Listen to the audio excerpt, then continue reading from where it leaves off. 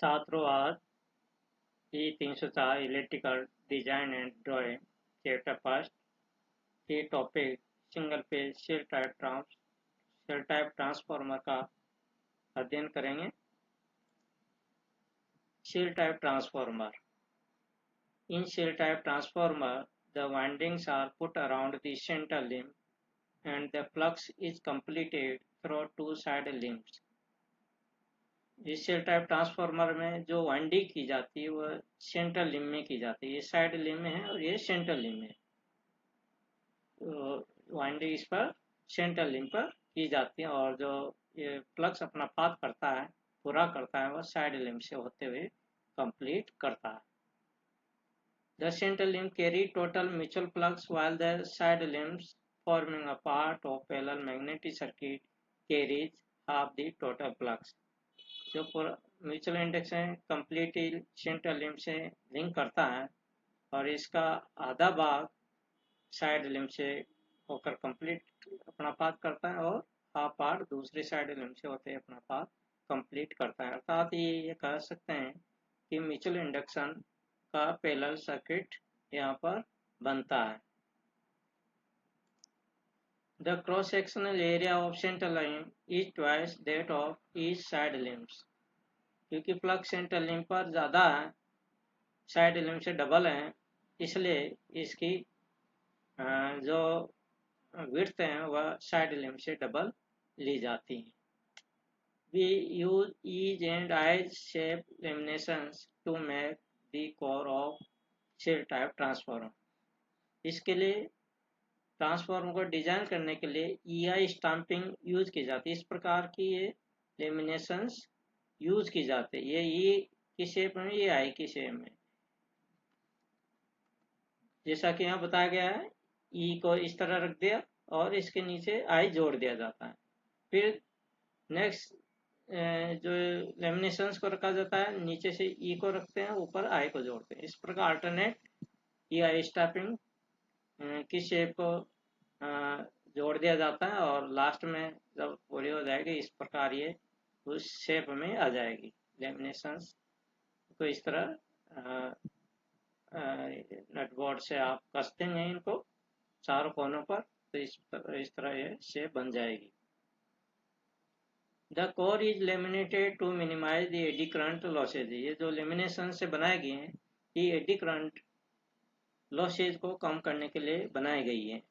The laminations are insulated from each other by light coating of varnish or by an oxide layer।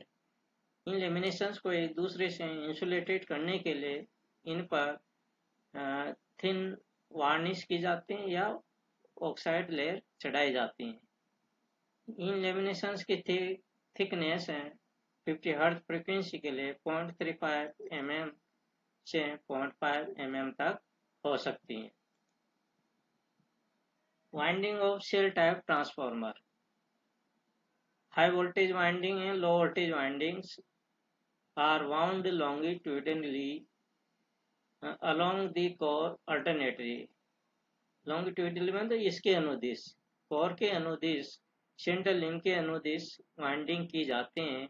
High voltage winding को बीच में रखा जाता है और low voltage wind को side में, अर्थात लो वोल्टेज वाइंडिंग के बीच में हाई वोल्टेज वाइंडिंग सैंडविच की जाती हैं ताकि एक तो इंसुलेशंस की कम आवश्यकता हो और लीकेज फ्लक्स कम हो।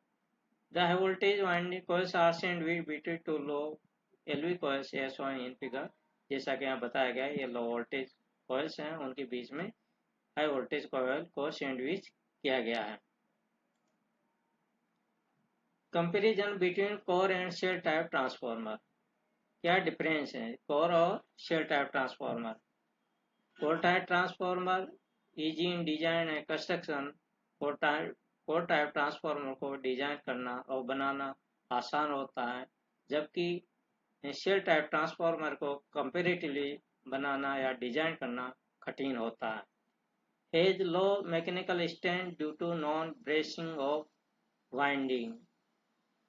इसमें वाइंडिंग साइड लिम्पी होती हैं, अर्थात किसी का उनको बाहर से कोई सपोर्ट नहीं होता है, इस कारण इनकी मैकेनिकल स्ट्रेंथ पुअर होती हैं इनकी मैकेनिकल स्ट्रेंथ अधिक होता है, हाई मैकेनिकल स्ट्रेंथ है, क्योंकि ये सैंडविच के रूप में लगी रहते हैं और साइड से इनका कोर का पूरा सपोर्ट रहता है, इसलिए इनकी मैकेनिकल स्ट्रेंथ अधिक होती है।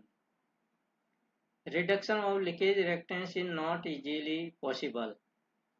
इसमें लीकेज क्योंकि जो वाइंडिंग है वह साइड लिंपी की जाती है, तो इसलिए इसमें लीकेज फ्लक्स होता है, अर्थात ये कहें कि इसमें लीकेज रिएक्टेंस अधिक होती हैं। इसमें reduction of leakage reactance is highly possible, क्योंकि इसमें दोनों वाइंडिंग कोर के अंदर हैं और इसलिए लीकेज फ्लक्स की संभावना कम होती हैं, इसलिए इसमें लीकेज रिएक्टेंस कम होती हैं। The assembly can be easily dismantle for repair work. Core type transformer की असेंबली को रिपेयर वर्क के हेतु आसानी से डिसमेंटल किया जा सकता है, जबकि शेल टाइप ट्रांसफार्मर की जो असेंबली है इसको डिसमेंटल करने कठिन होता है।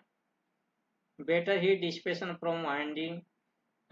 वाइंडिंग्स बाहर एटमॉस्फेयर से संबंध रखती हैं, बाहर की साइड होती हैं, इस वातावरण से अटैच रहती हैं, इस कारण वाइंडिंग की कूलिंग अच्छी होती हैं। इसमें हीट डिसिपेट आसानी से नहीं होती हैं, क्योंकि जो वाइंडिंग होती है सेंट्रल लिंपी होती हैं और कोर से कवर्ड होती हैं, इस कारण इसकी कूलिंग अच्छी नहीं होती है, अर्थात हीट डिसिपेशन पोर होता है। Is longer mean length of core and shorter mean length of coil trun, hence best suited for EHV high voltage requirement. High voltage requirement के लिए आवश्यक है कि जो कोर लेंथ है, मेन लेंथ ऑफ कोर अधिक हो तथा ट्रन लेंथ कम हो। तो ये कोर टाइप ट्रांसफार्मर में पॉसिबल है, इसलिए कोर टाइप ट्रांसफार्मर को सामान्यतः एक्स्ट्रा हाई वोल्टेज या एक अधिक वोल्टेज के लिए प्रयोग किया जाता है। शेल टाइप ट्रांसफार्मर को लो वोल्टेज के लिए ही यूज किया जाता है, क्योंकि इसमें कूलिंग की प्रॉब्लम होती है।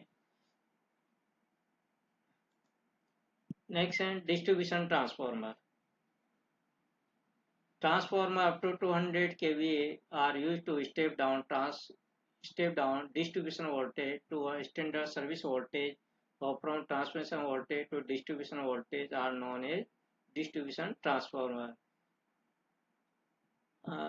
200 kVA कैपेसिटी तक के जो ट्रांसफार्मर हैं जो कि वोल्टेज स्टेप डाउन करने के लिए प्रयोग में लिए जाते हैं, उनको डिस्ट्रीब्यूशन ट्रांसफार्मर कहते हैं। They are kept in operation all the 24 hours a day, whether they are carrying any load or not. Distribution transformer 24 hours operation में रखे जाते हैं, अर्थात एक है कि एनर्जाइड रखे जाते हैं, चाहे उन पर लोड हो या नहीं हो। The load on the distribution transformer varies from time to time, and the transformer will be on no load most of the time. Transformer जो डिस्ट्रीब्यूशन ट्रांसफार्मर हैं उनमें समय समय पर लोड परिवर्तित होता रहता है और बहुत सी बार ऐसा होता है कि लोड शून्य होता है।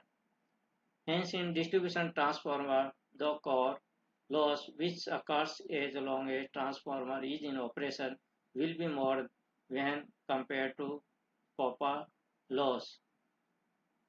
इसलिए इसमें कोर लॉस अधिक होता है और कॉपर लॉस कम होता है, क्योंकि कॉपर लॉस तो लोड पे डिपेंड होता है और ये ट्रांसफर कितने समय ऑपरेशन है उस पर कोर लॉस, इसलिए इनको इस प्रकार डिजाइन किया जाता है। डिस्ट्रीब्यूशन ट्रांसफार्मर को इस प्रकार डिजाइन किया जाता है कि कोर लॉस कम हो। Hence distribution transformer are designed with less iron loss and designed to have the maximum efficiency at a load much lesser than the full load. इसलिए ट्रांसफार्मर लेस आयरन लॉस के लिए design किया जाता है और इसकी maximum efficiency 50% load के 50% full load के आसपास अधिकतम हो, इस तरह इसको डिजाइन किया जाता है। Also, it should have good regulation to maintain the variation of supply voltage within limits, and so it is designed with a small value of leakage reactance.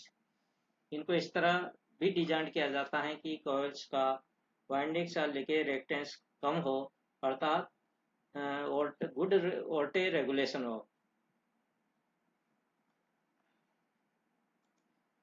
Next है power transformer. The transformer used in substations and generating stations are called power transformer. जो transformer सब stations पे और generating stations पे use किए जाते हैं वह पावर ट्रांसफार्मर कहलाते हैं. They have rating above 200 kVA. Usually substation will have number of transformer working in parallel. इनकी रेटिंग सामान्यतः 200 kVA से अधिक होती हैं और ये ट्रांसफार्मर सामान्यतः सब स्टेशन पे एक ग्रिड सब स्टेशन पर पैरेलल में कनेक्टेड होते हैं. During heavy load periods, all the transformers are put in operation, and during light load periods, some transformers are disconnected. जब हेवी लोड होता है तब ट्रांसफार्मर को सभी को पैरेलल में कनेक्ट करके ऑपरेशन में रखा जाता है. जब लोड कम हो जाता है तो कुछ ट्रांसफार्मर को डिस्कनेक्ट कर दिया जाता है. Therefore, the power transformer should be designed to have maximum efficiency at or near full load. इसलिए पावर ट्रांसफार्मर को इस प्रकार डिजाइन किया जाता है कि इनकी जो मैक्सिमम एफिशिएंसी है वह फुल लोड या फुल लोड के आसपास अधिकतम हो.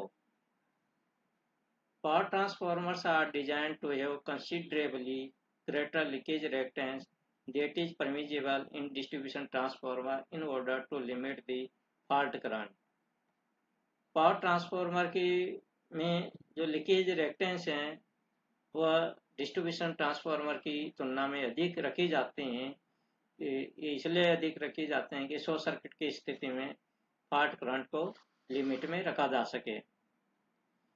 In the case of power transformer, inherent voltage regulation is less important than the current limiting effect of higher leakage reactance. इसलिए क्योंकि रिएक्टेंस ज़्यादा होगी तो वोल्टेज रेगुलेशन पुअर होगी, इसलिए पावर ट्रांसफार्मर में वोल्टेज रेगुलेशन ज़्यादा इम्पोर्टेंस नहीं रखती. इम्पोर्टेंस है तो उस हाई फॉल्ट करंट को कंट्रोल करना या लिमिट में रखना. इसलिए यहाँ पर वोल्टेज रेगुलेशन की इम्पोर्टेंस कम होती है. Thank you.